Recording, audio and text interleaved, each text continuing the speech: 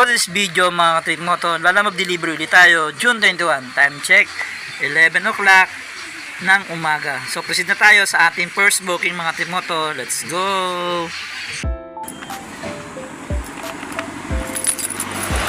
Hi mga ka-trip moto, for this video may first booking na tayo.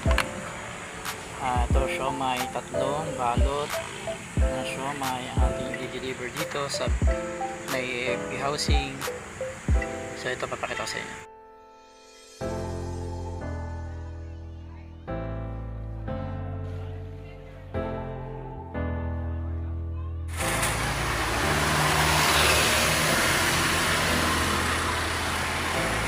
So yan mga katrimoto, proceed na tayo sa katrimoto, tatlong bato siomai. Pagawin natin dito sa AFP housing, parang subdivision na dito sa loob ng kampo. Dito sa Along Makinley.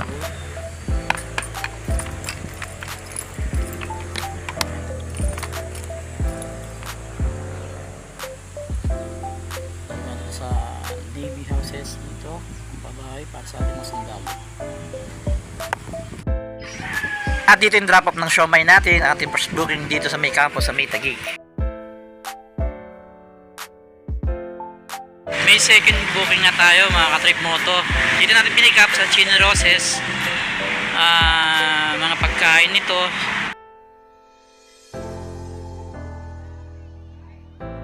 Dadali natin sa branch ng isang restaurant sa Chino Roses din.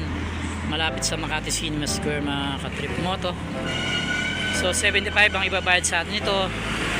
Malapit lang ito, mga less than 10 minutes ang biyahe. Mga 10 minutes na mga ka-trip moto. Nandun na tayo. Hindi na natin sasabayan kasi malapit lang. So ibiyahe na natin ito mga trimoto. Goods na gustong biyahe natin to. Tara, let's go! Mag-usapan natin kung NCAP.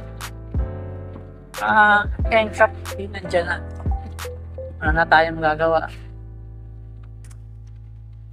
So nasubukan kong nang bumiyahe, halos dating bumi-NCAP. Hirap. Kasi hindi ka makatakbo ng turn left for Chino Roses Ave. gusto mo. Pagka may speed limit, hindi ka na rin pwede sumingit-singit basta-basta. Hindi ka pwede mag-over-speeding. Nasubukan kong pumunta ng Commonwealth noong Thursday. So mahirap. Kailangan nasa motorcycling ka lang. So pagpasok mo ng Commonwealth. Ang napansin ko lang mga katrimoto, yung pag-U-turn, pag pupunta ka na sa kabilang side ng Commonwealth. Sa laki ng Commonwealth, sa lapad mo. At ikaw ay mag-U-turn, kailangan mong lumabas ng motorcycle lane within, sa tingin ko 1 kilometers pa lang ay dapat may perfection ka na. Kasi sa lapad ng kali, alanganin kung mga 500 meters, 600 meters. Kasi mapipilis yung mga sasakyan doon. At malalaki din yung mga tumataan. So, yun ang isang hirap gawin sa NCAP. Yung pag-U-turn mo, papunta sa kabilang side.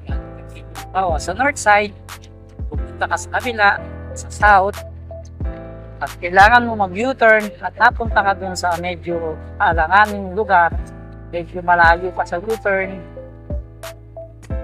Siyempre hindi naman pwedeng 30 meters, 50 meters bago ka yung preparasyon mo, no? Medyo alanganin talaga. Sana yun check MMDA o kung sakali may makita man sila kumuha, kailangan mag-U-turn. Sana naman bigyan nila ng konsiderasyon. Sabi naman nila, Meron namang nagre-review ng kanilang AI yung meron nag-violate. Yun lang mga katimoto. Yung iba naman sa EDSA, mostly naman dyan, wag ka lang papasok ng bike lane. U-turn, madali naman mag-U-turn dyan kasi nasa ilan. Right over. Tingin ko sa Marcos Highway, halos ganun din. Pag U-turn ko ng magiging challenge ng mga, lalo na yung mga rider. Mga motorcycle rider na kailangan nasa motorcycle lane at mag-U-turn. So, yun din yung challenge sa Marcos Highway. Sa C5 naman, palagay ko, bihira lang ang U-turn doon. May stop type naman doon.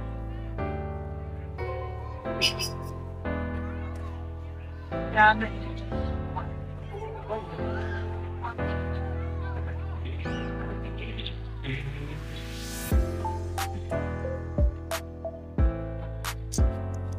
So, malapit na tayo dito sa ating drop-off mga katimoto.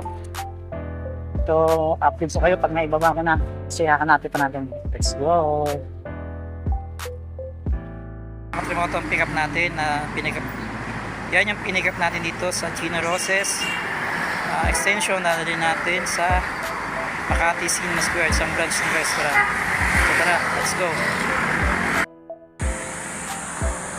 So yun mga katimoto, meron na tayong pangatlong booking galing Makati papuntang Taguig. Dito mga katimoto, mapapansin nyo may tip siyang 100. So nandito na tayo, no? Nakuha na natin yung item. Nandito na tayo sa may Taguig area, sa may Centennial. Hinahanap na lang natin yung ating drop-off person. So update ko kayo mga katimoto. Time check, 1:45 na ng June 21. So, may ulit mga katimoto.